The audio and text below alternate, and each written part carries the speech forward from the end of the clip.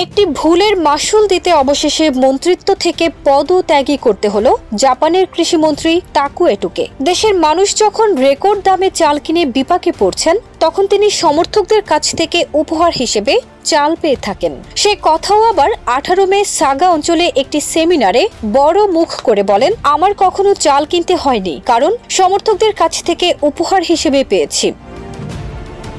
ওয়ালটন আবারও মিলিনিয়ার অফারে ওয়ালটন ফ্রিজ কিনে আপনিও হয়ে যেতে পারেন মিলিয়নিয়ার। মিলিনিয়ার ছড়াছড়ি দেশ জুড়ে, এটা শুধু ওয়ালটনই পারে। এ কথাই যেন কাল হয়ে দাঁড়ালো এ মন্ত্রীর জন্য। তার এই মন্তব্যের পর থেকেই সামাজিক যোগাযোগ মাধ্যমে ব্যাপক প্রতিক্রিয়া দেখা গেছে। অনেকেই বলেন, তার কথায় সাধারণ মানুষের কষ্টের সঙ্গে কোনো সংযোগ নেই। এই ঘটনায় জাপানের প্রধানমন্ত্রী শিগেরু ইশিবার সংখ্যালঘু সরকারের উপরে রাজনৈতিক চাপ বাড়ে।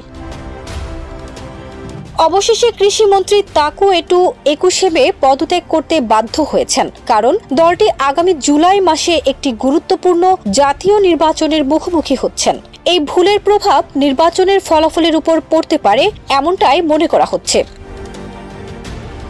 এদিকে এই পরিস্থিতিতে বিরোধীরা হুমকি দিয়েছেন, এটো পদত্যাগ না করলে তার বিরুদ্ধে অনাস্থা প্রস্তাব আনা হবে, আর তা হওয়ার আগেই মন্ত্রী পদত্যাগ করেন। এটো পদত্যাগপত্র জমা দিয়ে বলেন, যখন মানুষ চালের উচ্চ মূল্যের সঙ্গে লড়াই করছে, তখন আমার এমন মন্তব্য করা একদমই ঠিক হয়নি। তিনি জানান, প্রধানমন্ত্রী তার পদত্যাগ গ্রহণ করেছেন। এটো আরও বলেন, তিনি নিজে সাদা চাল কিনেন এবং যেটি উপহার হিসেবে পান তা বাদামি চাল।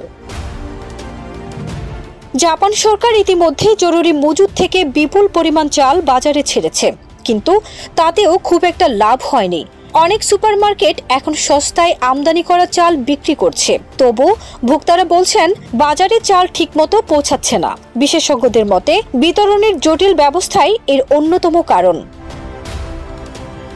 চালের ঘাটতি নিয়ে সরকার বলছে তারা সরবরাহ নিয়ে নিশ্চিত নয়, তবে কেন চাল ভোক্তাদের হাতে পৌঁছাচ্ছে না তা খতিয়ে দেখা হচ্ছে। আবহাওয়ার কারণে ফসল কম হওয়া, সার ও অন্যান্য খরচ বৃদ্ধি মূল কারণ বলে জানা গেছে।